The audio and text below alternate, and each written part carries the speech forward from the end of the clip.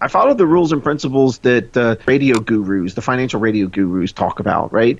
And that led me to see my investments dropped substantially in 2008. And like I said, that was kind of a wake-up call for me. So the summer of 2012, using a system of nutrition as well as detoxification, and basically just kind of being aware of what you're eating, but still eating, what you wanted to in many ways, really helped improve my health. Hello, everyone, and welcome into CrushTheStreet.com. I'm Kenneth Amaduri, and I always like speaking with successful people. And the truth is, behind every successful person, many times is, maybe a rough past. And you know what? I'm really looking forward to speaking to our next guest here. His name is Scotty Studer, and he's a motivational speaker. He calls himself a tech geek, but he's had some experiences in life that he now shares with people, and he's even written a book, Small Changes,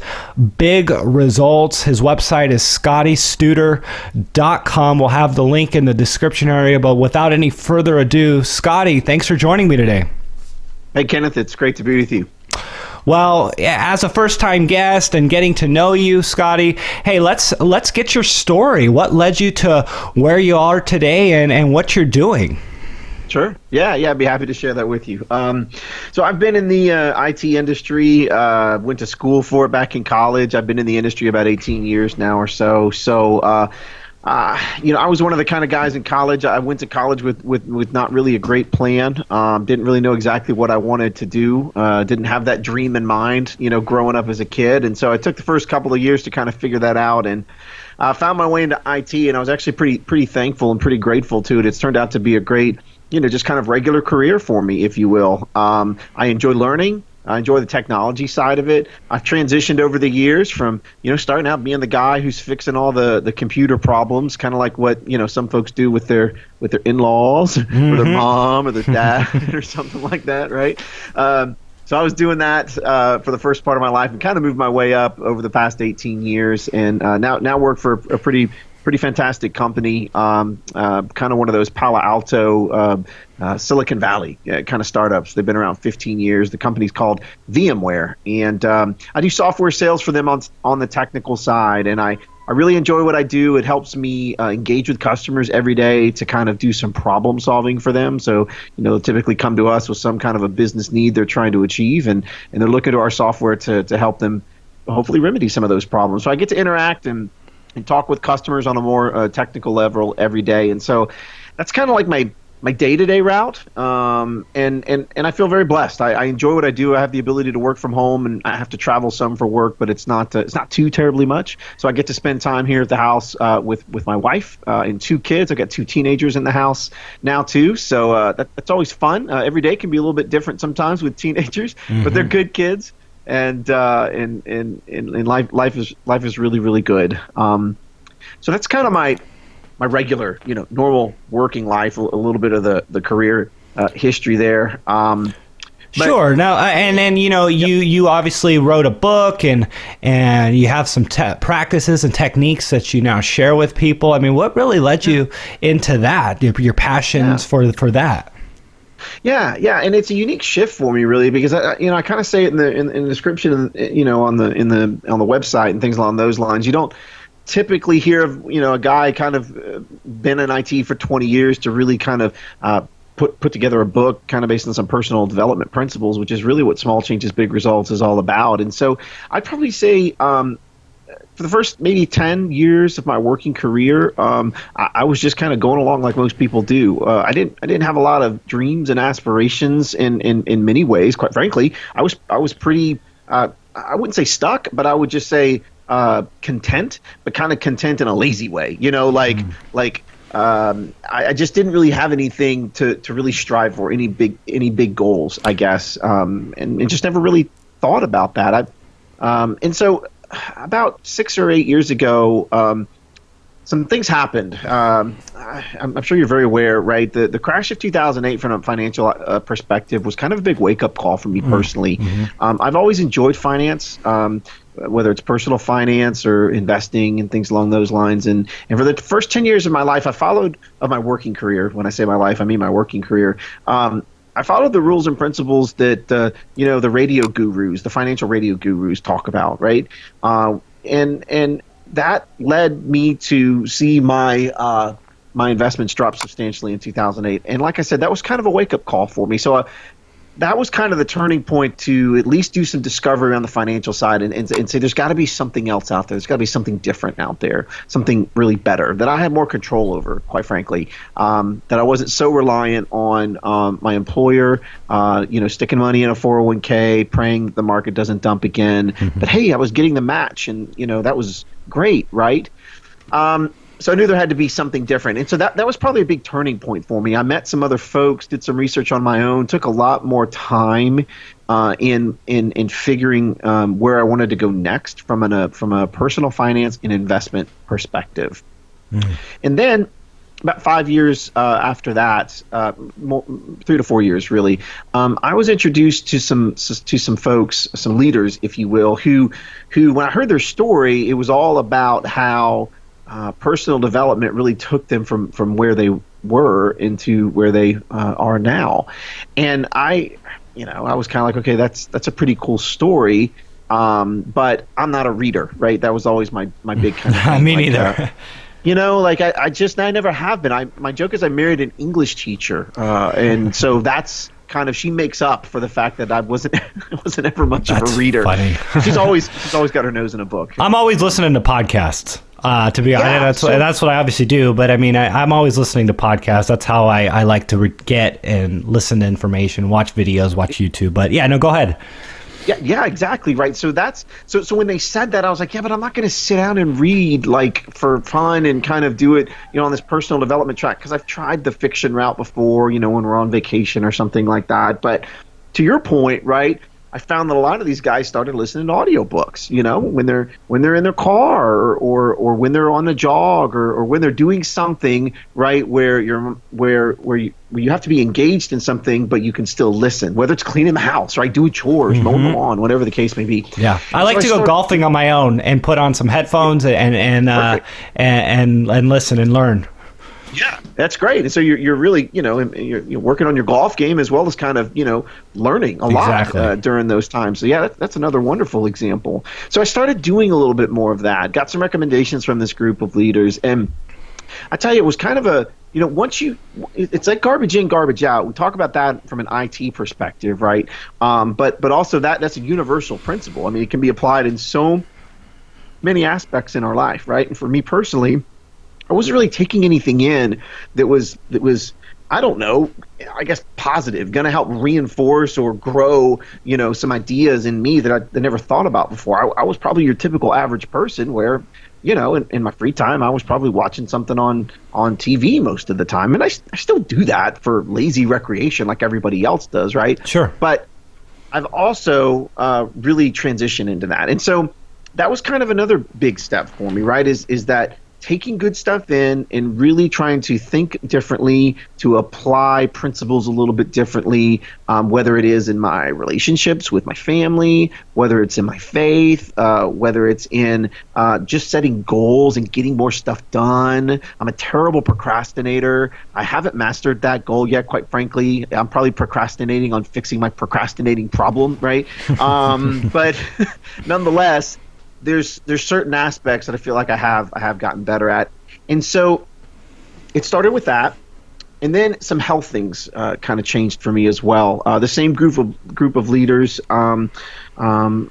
they were sharing with me some things they were doing from a nutritional perspective. And again, I was kind of the regular guy, right? I'd go in, I'd sit in my chair all day, I'd work on my computer all day, I'd come home, and I wasn't very active. And I knew that wasn't the right thing to do, but I also ate whatever I wanted to. And so health was something I needed to work on, quite frankly. And so in the summer of 2012, through a friend of mine who had some great results, really not with anything you would consider a diet, but more about putting good stuff in from a nutrition perspective, right?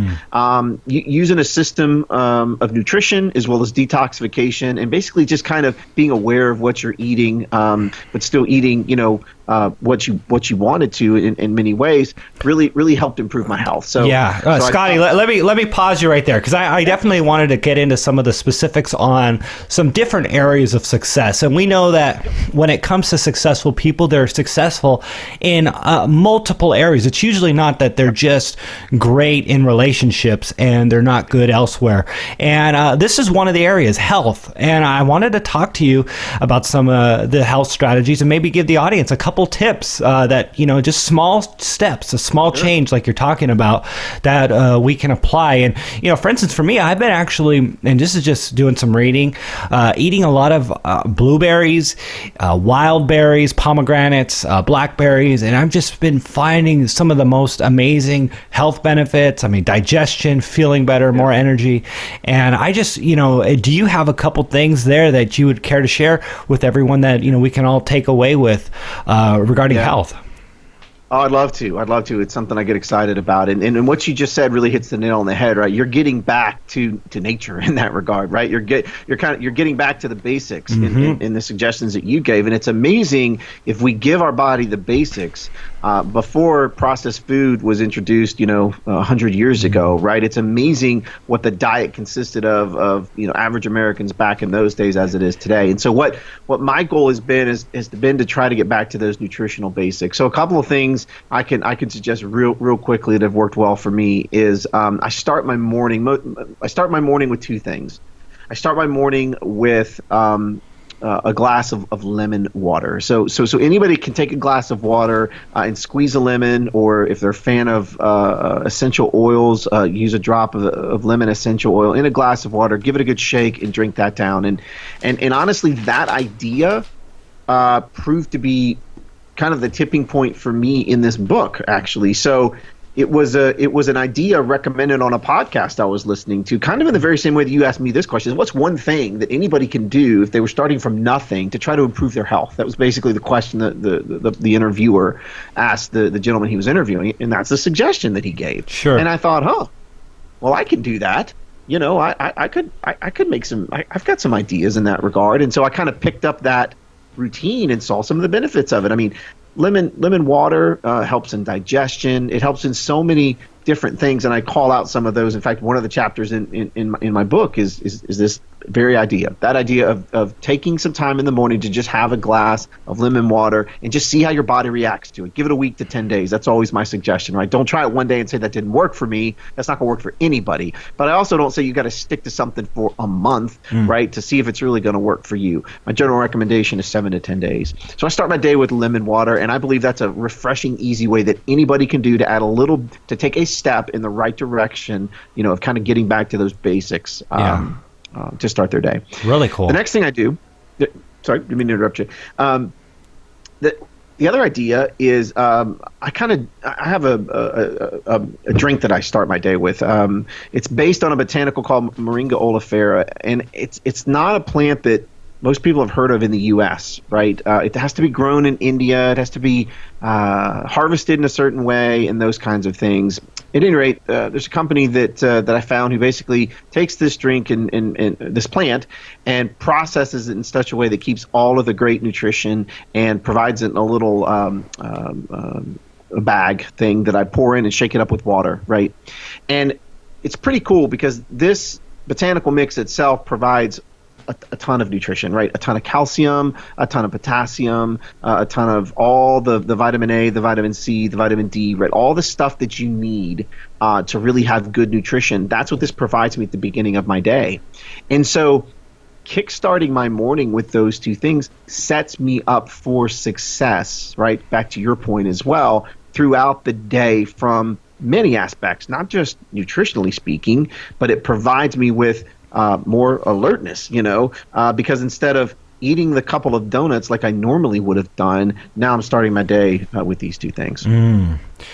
Well, I love it. I love little things, and I found that to be true in my life. Just small little changes, and really getting into that mindset gives you that momentum you need to have more success. Because it's always difficult when you're starting off as like 300 pounds, feeling like a failure, feeling like everything's going against you. But once you have small successes in your life towards your goal, you feel differently. You have momentum. You get excited about it, and it becomes more and more doable as you go further down the line. So really, just those small little things, definitely. And I'd like to learn more about that second suggestion. I'm not sure how to say it. Moringa, oleifera. I'll definitely want to do some more research on that. Scotty, let's talk a little bit more about morning strategies. So many people say that the mornings are some of the most important things to having a successful day. You have to win your morning. If you don't win your morning, you lose the rest of the day. And I want to see, it sounds like you believe in the morning, and I want to see if you have any suggestions for us to having successful mornings. Yeah. So chapter 1 of the book is develop a morning routine. So I think it's super important. It's the first chapter in the book, right? So this is something that I was dead set against most of my adult life, right? Because I was quote unquote not a morning person, right? That's the excuse that I gave. We all say that, right? Everybody gives it. Yeah. Nobody, well, I say nobody. I do know a handful of people who their entire life wake up, chipper, ready to go, happy as a lark, first thing in the morning. But I feel like naturally that's a vast minority of people. Right. So I think the vast majority of people are not quote unquote morning people. But the point there is what can you do with intentionality in your morning? And so what I have found, and honestly, it kind of gets back to this whole personal development thing, right? A friend suggested a book that I go read on how to set up a successful morning for me. And again, his thing was, maybe you don't do all of the things that the author talks about, but maybe you do a handful of them, right? Of course. And so I did that, and I started picking up a few things. So my morning today consists of getting up. My alarm goes off about 10 to 5 during a regular day. Now, my kids are in school. My wife is a teacher at that same school, and so they have to get going and get up and going to be there a little bit early. So that's why we start our day at the time that we do, right? And so I get up with them. But basically, my morning begins with a couple of things that I just mentioned. I literally go to the fridge. I grab my Moringa nutritional drink. I sit down at the table, and the first thing that I do is drink on that nutritional mix as I'm starting my day. I have a time that I set aside for some Bible reading and some prayer time. Faith's super important to me. Okay. So I try to be consistent with that every single morning. And then what I'll also do when I get done with that is set some time up for my personal development reading, right? Because I'm not a reader, like we mentioned earlier, I kind of have to, at times, honestly, kind of force myself to do it. And so I will usually take 10 to 15 minutes of time to read a few chapters in a book, whether that's a leadership training book, whether that's a John Maxwell book, right? There's so many amazing authors out there who speak a lot of wisdom through what they have written. So that's the primary things that I do. And that usually takes me probably about 20, 25 minutes for me personally in the morning. Now, is there more that I could be doing? Absolutely. There's more along the lines of perhaps exercise, right? Some folks incorporate this idea of writing in the morning, kind of what we call affirmations, right? Writing some things that you're thankful for and those kinds of things. So there's lots of other things that you can tack onto that, or just kind of niche and do what you do and what gets you going. And that's kind of where I'm centered on right now. Yeah, no, it's super powerful and getting your mind in the right place. Something that's really important is obviously being awake, having a good sleeping patterns, and going back to the point of being a morning person or not being a morning person. I've always found that I have to get up early and start that way, regardless of whether or not I go to bed at midnight or 10 or 1 in the morning. You have to start by getting up early so you're tired at night. So when you hit your head hits the pillow, you actually fall asleep at a reasonable time. And if you set a consistent time to get up on a regular basis, you will be tired at night and you will get up early. And just having that routine and that consistency of doing that is super important for not being out of the routine. So many people go to bed really late or get up, really late or go to bed. I mean, people that work different hours, swing shifts and different things like that. I mean, that's tough. It's really hard to get into a really good routine when you're constantly tired at different times of the day and you don't have a consistent routine. And those, I mean, I don't know if maybe you have some suggestions for them, but those are difficult things to deal with. But it's all about, again, having that right mindset and putting yourself in that right mindset. And I mean, anything else on the sleeping side of things? Yeah. One person told me, because I was having problems sleeping, to stop drinking caffeine past 12 o'clock in the afternoon. That way the caffeine has time to get out of your body. And you want, again, when you go to bed at night, you want to have as many of the stimulants out of your body so you are tired, and exercise early so that your body is in fact tired when you go to bed at night. And again, all of these things are good for regular sleeping patterns. But any thoughts on your end? Yeah, no, this is great because I focus like 4 different chapters on this idea of getting good rest, right? Everything you said, I completely agree with, and it doesn't really matter if I agree with it, right? Research proves it to be true, right? Getting up consistently at the same time every morning and trying best you can to have a consistent bedtime, to your point, where you are truly tired and ready to go to sleep, because you've had a full day, and because you got up early, all of those things are spot on. And so what I focus on is how to set the right conditions for good sleep, because I have had 2 different sleep studies throughout as an adult. And so I've struggled in this area, quite frankly. And so I dedicate 4 different chapters, and I talk about setting the mood for your environment, right? So I talk about things like we have a white noise machine. I don't know if you know about these or are a fan of them or not. But we have two children, and that's how they sleep.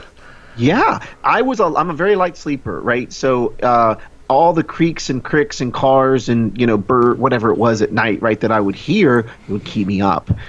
So several years ago now, we popped on Amazon and bought these little white noise machines. Now, like you said, every room has one, including our kids' room. But what it does is it presents that nice, smooth ambient noise that muddles out all of those noises that were keeping me from initially falling asleep. That's a real easy win that anybody can do to set the mood to help you achieve better sleep is having a white noise machine. That's I'll just stop you right there just to make a point right there. When I'm driving in the car and my 6-month-old falls asleep and we're all talking, he sleeps through all the talking, the radio noises, my 2-year-old screaming. He sleeps just fine. Yeah. And it's interesting because if he's alone in a room and we walk into that room and start talking, he hears one little noise and he jolts up. But it goes to your point, like if you have some sort of ambient noise that's kind of in the background, there's less of a chance that you'll be jolted awake when a slight other noise comes into the room and wakes you up. So just one practical example that I've seen within my own circle of inner circle here in my family. Yeah. So go ahead, continue with your points. Well, and everybody's different too, right? So my wife and I are like the yin and yang when it comes to sleep patterns. I mean, I'm the light sleeper who would wake up with anything, and she's the one who literally, when her head hits the pillow, or shortly thereafter, she's already asleep. And I've been jealous of her for almost 20 years now in that regard too. So I think part of it is just kind of the nature. You have to know you have to know kind of your sleeping patterns, what's working and what's not working. Now, I think I feel pretty confident she doesn't like to be without the white noise machine either, even though she's a very hard sleeper and always has been. Of course, her body, her routine, her sleep pattern has become now accustomed to that. So I even have an app on my phone. So when I travel for work I leave the sleep machine, in the bedroom because she wants it, right? And I found an app on my phone that I will start, and all it is just like a fan white noise that I'll put by my nightstand in the hotel because I have to have it because I'd be miserable without it. Yeah. Sure. No, that's great. Yeah, absolutely. So anything else? Any other points on sleep that you wanted to share with our audience? The only quick suggestion I'd give is I personally believe that the room needs to be as dark as possible. Any kind of light has always affected me. I need that darkness, and so we bought a house last year. We moved into our new house, and we put blinds on our windows.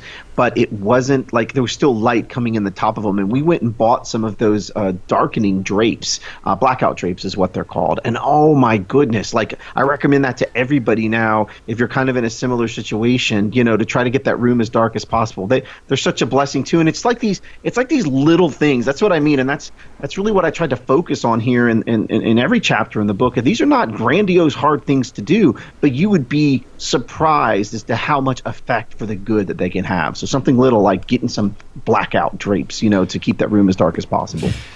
Yeah, no, excellent ideas, and I was going to just run this by you. I've done some study on sleep myself just to help me in my own personal life, and somebody was talking about, to that effect, when you have light on around you, it's the melatonin that is not kicking in. So when you have the darkness come in around you, the melatonin starts kicking in and you start getting tired.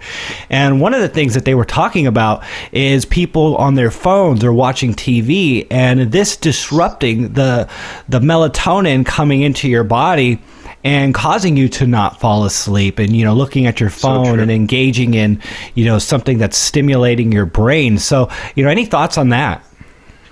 So it's great. So we don't have any devices in our bedroom like that. Like our phones, we plug them in outside in the hallway in a little charging station, right? And I do, although I don't always, I'm not consistent with it, but I do try to shut my computer down before 9 o'clock at night. We're usually in bed between 10 and 10:30, right? That's kind of a normal bedtime. Pretty normal, yeah. So I will usually try to shut screens, phones, laptop, down by 9. Now, will we kind of chill and watch TV and literally fall asleep watching whatever happens to be on the television that last hour and a half of the day? Yeah, a lot of times we will. But for me personally, that's a different kind of or eye strain, for lack of a better term, right? It doesn't stimulate my mind with eye strain like something personal like a phone or a computer does. So that's kind of our routine and kind of my general rule.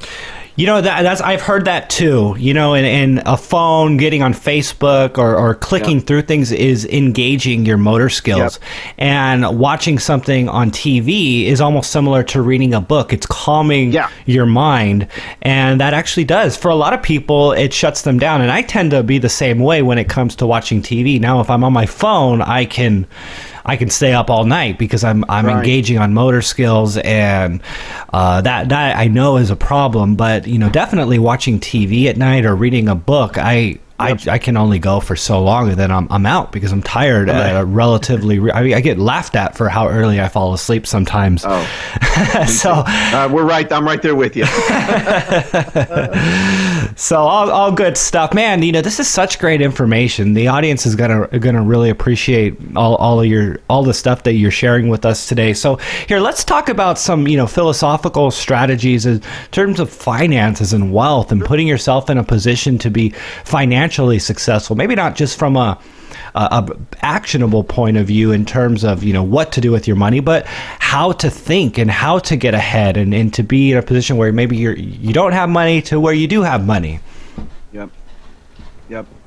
I think it begins with a mindset about money, quite frankly. So you either have an abundance mentality towards money or you have a scarcity mentality towards money. And for too long, I had a scarcity mentality towards money. And quite frankly, it was due to what I was taking in. It was due to the financial advice I was choosing to listen to, where it's all about budgeting, eating beans and rice, saving, and really not enjoying what I believe the blessing that God has given each of us and through the money that we earn, right? And so it was kind of a paradigm shift for me, quite frankly, and it still is. I find myself battling the old scarcity self all the time because it was my norm for so long, right? But I truly am trying to adopt an abundance mentality. And let me preface this by saying the last thing you're going to hear out of me is that abundance means that you spend a bunch of money on credit, that you try to keep up with the Joneses, and that you live this lavish lifestyle that you have no business living, right? That is couldn't be farther from the truth. I see the value in, using debt in a smart way, not a bad way, right? I see the value in having some savings, right? But I also don't see the value in giving everything up to the market where you have no control over it, right? So I'm trying to fashion my personal finance and way of investing differently than I did for the first 15 years of my life. One of the things that I share in the book that really helped me when we first got started in marriage, and still does, is for those people who feel like they don't have a clue where to start. Like, let's say they have no idea like where their money's going or how much money they bring in or how much they're saving.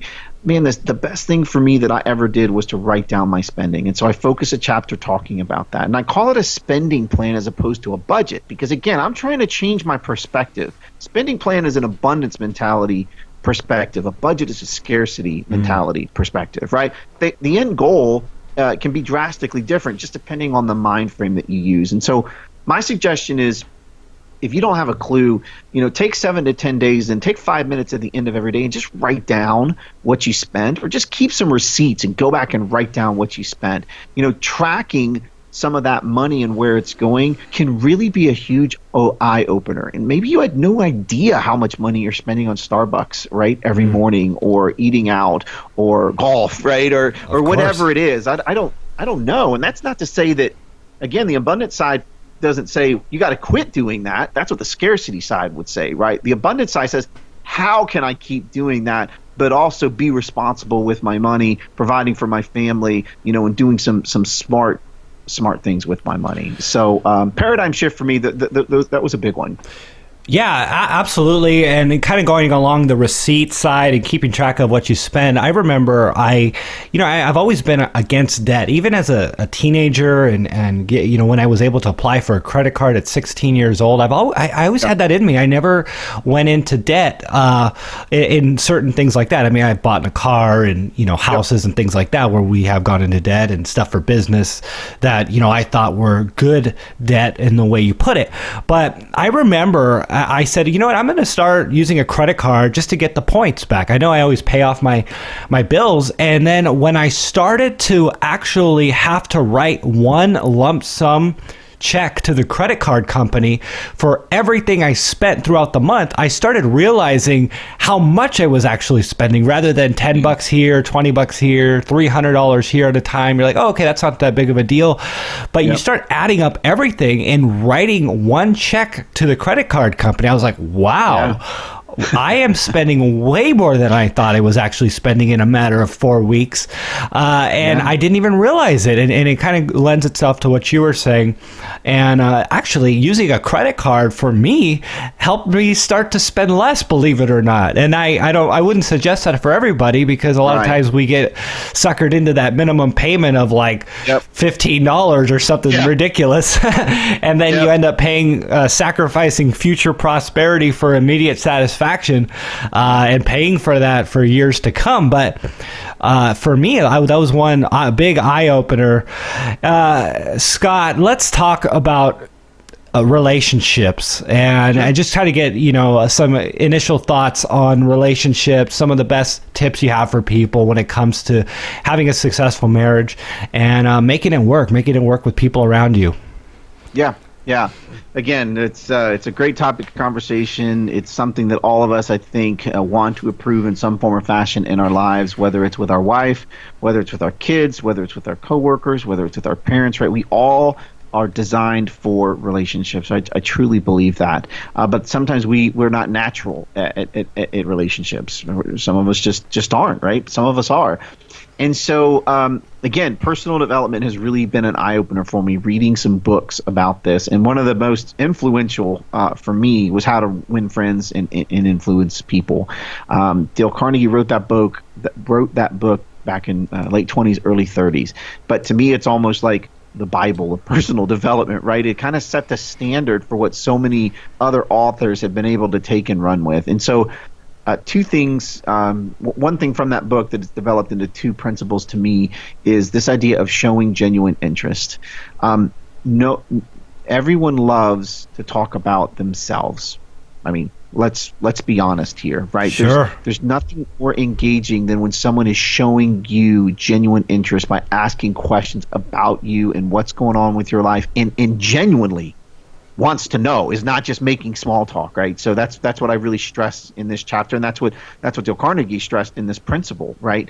And that idea is, if you want to be a better friend, if you want to have a better relationship with someone, it begins with showing genuine interest. And all that means is you ask questions, right? You ask questions, and you sincerely engage, and then you remember the answers for the next time. So you remember to ask about, so and so that they mentioned was your child was having an event at school or going through a tough time, right? I mean, that's what this is all about. So showing genuine interest for me personally has been huge, and it's something that I haven't mastered by any stretch of the and quite frankly, just being honest, it's not natural for me, quite frankly, Kenneth. I have to really kind of stretch myself to do that. But every time I do, I reap the rewards in that relationship without question. So that's probably the first big one that I would recommend for folks. And then a practical one that I've done, and I talk about this in one of the chapters too, is just sharing something positive with a friend or a coworker. We're all inundated with negativity, right? It's like the world thrives. I mean, it's what the news is, right? But the world just thrives on negativity. And so if you could pick one person in the interactions that you have in the day, if you could pick one person, and before the end of the day, as you're having conversation with them, just share something positive that they said, that they did, that you noticed, that really struck you as pretty awesome with them. You're not, I mean, again, you're doing it to provide them some encouragement, and it's just a simple thing, but it does take some effort on our part to kind of proactively think that way and be on the lookout for those things. But it can be a real joy to their life. Yeah. I absolutely love it. And, one of the things that I try to do that's just really, when you think about it, it's so simple, but again, to make an impression on people is when you meet them, actually remember their name. Yes. And when you see it, yes. Because I'm always shocked when I meet somebody and 2 months later they come up and they're like, "Hi, Kenneth, how are you?" And I'm like, "Oh, wow, you remember." And that, I walk away thinking, wow, that person remembered my name, and it made an impression on me. And I'm like, wow, they actually cared. At least that's what I walk away thinking. It's like, wow, they actually, that relationship, that interaction that we had actually meant something to them.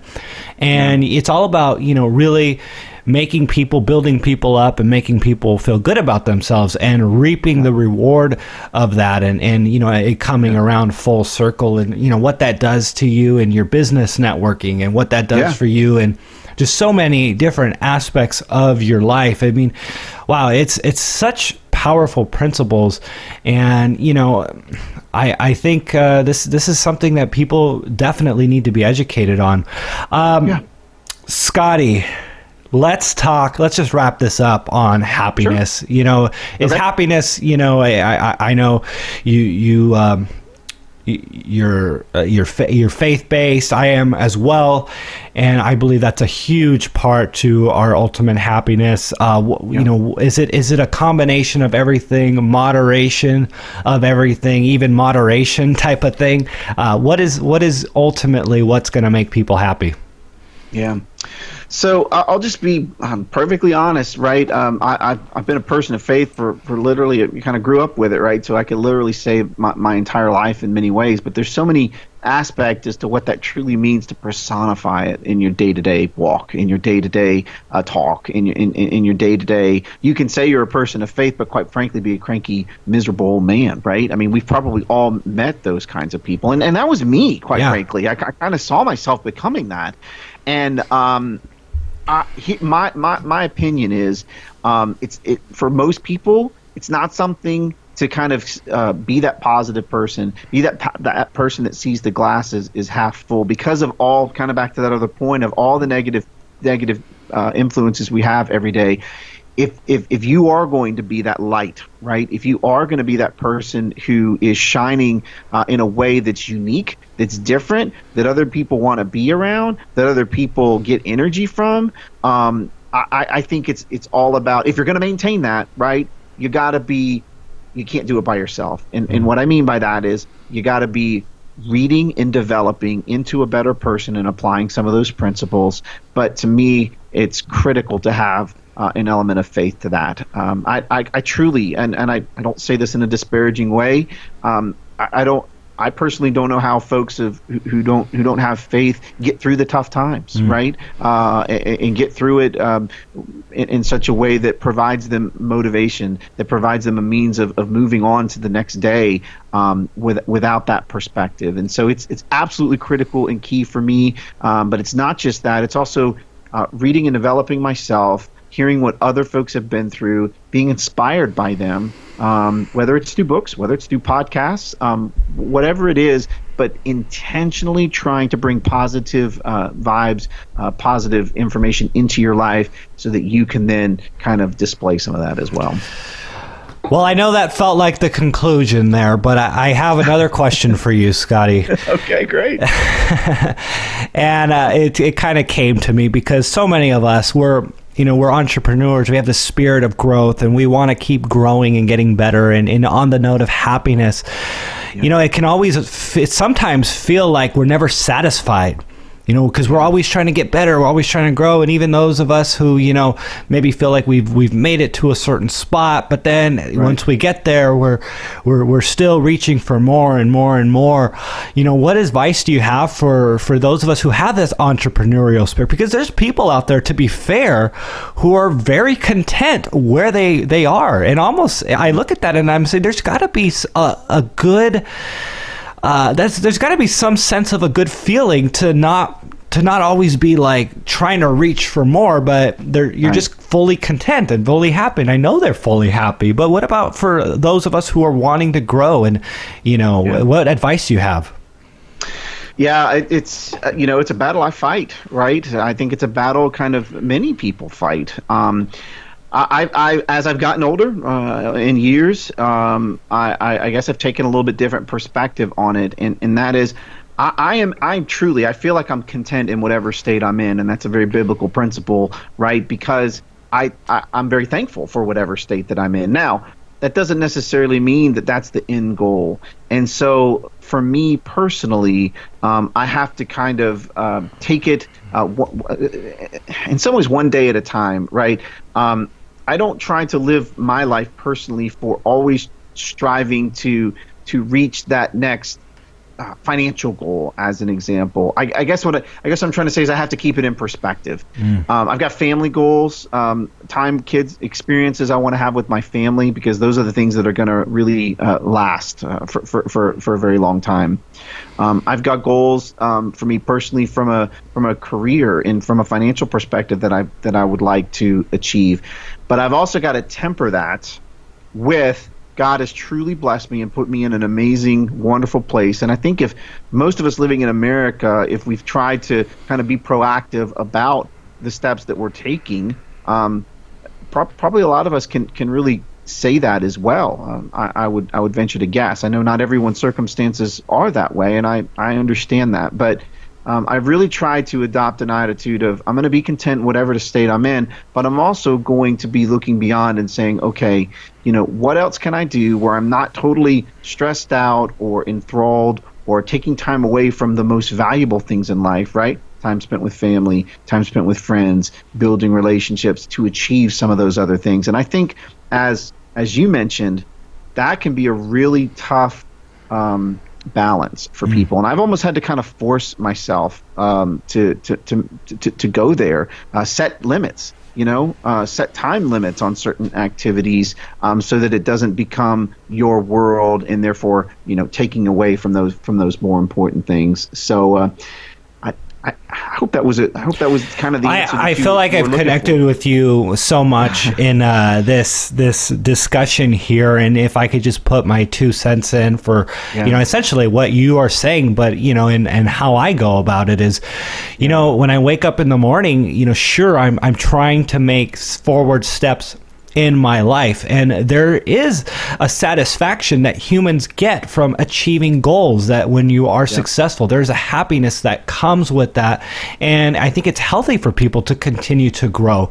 But at the end of the day, you have to step back. And this is where I think a lot of people fail, and I've failed in the past, is that you're still looking for growth at the end of the day and not stepping back and being content when your head hits the pillow, and reflecting and being thankful and saying, you know what?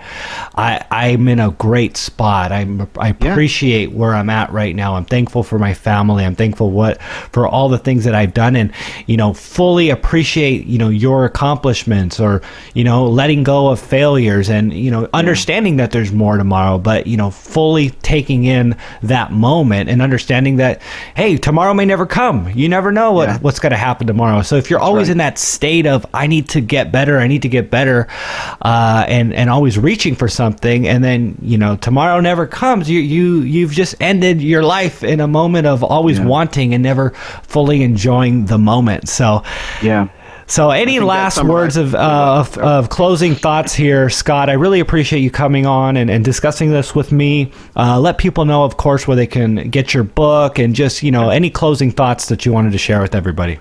Well, first of all, thank you for this opportunity. I've truly enjoyed the opportunity to speak to some folks on podcasts, because we do wind up connecting in certain areas, because, what I'm trying to be about, and the example I'm trying to be, I think is universal for anyone who's trying to just, take some steps towards bettering themselves, right? And so I'm hopeful that this resonates with your audience. Maybe not every piece of it. We're probably not going to agree 100%, but that's okay, right? Because that's just human nature. But hopefully some of the things that we've talked about today are going to maybe trigger some things, maybe get you thinking a little bit differently. It was literally on a podcast like this that got me thinking differently, that was the first step to writing this book. So I know for a fact that things like this can matter. I'd love to connect with some of your audience. I can be reached at scottystuder.com. That's my primary website. From there, the book can be ordered in audio, paperback, or Kindle format. I've got all three out there. Please hit me up on Twitter at Scotty Studer. My Facebook is at Scotty Studer. I try to keep things really simple, so anybody can get a hold of me at any time. I love interacting with folks. Good deal, Scotty. Well, hey, I definitely appreciate you coming on, and we'll be sure to do a follow-up conversation here in the near future. So thanks again. Awesome. Thank you.